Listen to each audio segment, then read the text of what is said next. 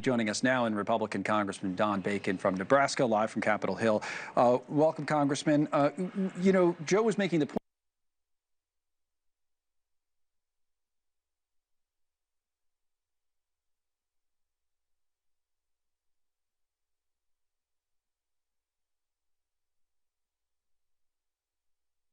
or maybe even tone from the president tomorrow night. Well, surely on the note of the Angel families, he should talk about public safety. I think, the murder's gone down, violent crime is going down, and he should highlight the fact that he has secured our border. I mean, we've gone from outrageous numbers every day to very few illegally crossing the border. It's surely a big success of this administration. And he's worked hard to get violent illegal immigrants off the street. I should focus on that. Where I think some of the voters are torn on, it's going after the folks who've been here illegally but have been working, taking care of their families, otherwise pretty good neighbors. And we just got to be candid. That divides America pretty much down the middle. And really Congress should solve this. Congress needs to pass probably updated immigration laws and legal immigration laws and some kind of, a lot of this needs to be done by Congress. Our ICE and Border Patrol are there enforcing the laws, right? So that's important. I would suggest the president needs to talk about Iran. What's his plan for Iran? What's his plan with Venezuela for getting the appropriately elected people put in power, not just the remnants of the dictatorship? And he should also highlight that wages are climbing faster than inflation for the first time in 5 years. Now, these are the highlights and what he should be focusing on. No, a couple of points there. I'll get to Iran hopefully by the time our conversation wraps up, Congressman. But show you numbers on, as you know this, the president comes in a tough spot.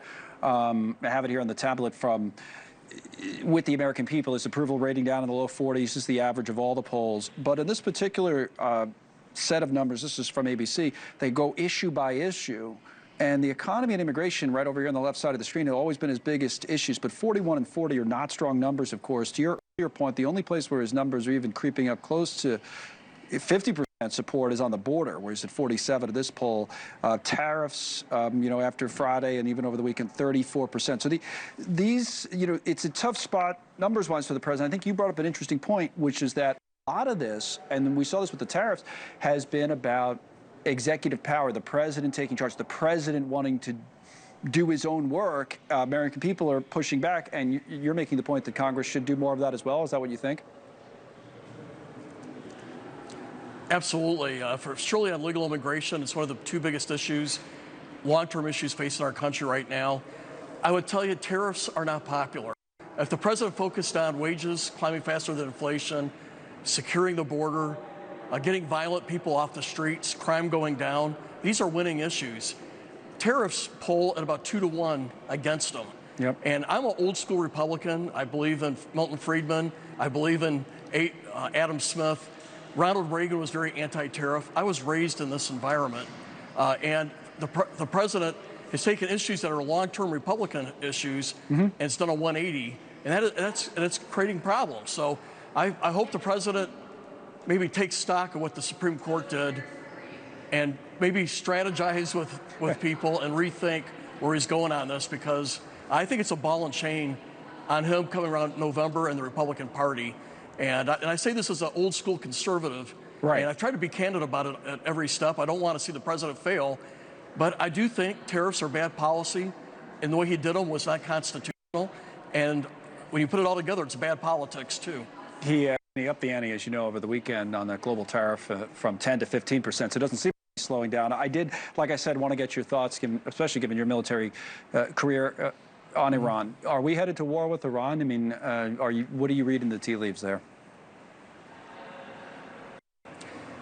It appears to me that we are. And I say this with very mixed feelings, some trepidation. When you initiate war, you don't know how it's going to end. Unexpected things happen, people die, and life is very valuable. But I have to back up and say, is our world going to be a safer place if Iran gets nuclear weapons? No, their leaders relish the thought of an apocalypse. They talk about it. Iran with a nuclear weapon is very dangerous to our allies and to us. Secondly, I would say conservatively, a couple thousand Americans have died because of terrorism funded armed, led by Iran, the IRGC in particular, the Quds Force. I know people in my life who've been murdered by these Shia militias, and I will not forgive them for it. When you have friends who've been killed in Iraq, Khobar Towers, the Beirut barracks with the Marines. Then the third thing is, can we just stand by and watch another country murder 50,000 people of its own people? That's what they're doing. And the president told the Iranians if they stood up against the government, we would be there to help them. They stood up. Now we estimate 50,000 Iranians have been murdered by this regime. I just don't think we can stand by the wayside and watch them murder their own people to this degree. And yet I say this with trepidation because war is bad. I don't like regime change as a rule of thumb, but this country is so toxic, so bad, I don't think we can ignore it. Congressman Don Bacon, always appreciate your points of view on these issues. Thank you, sir, for joining us.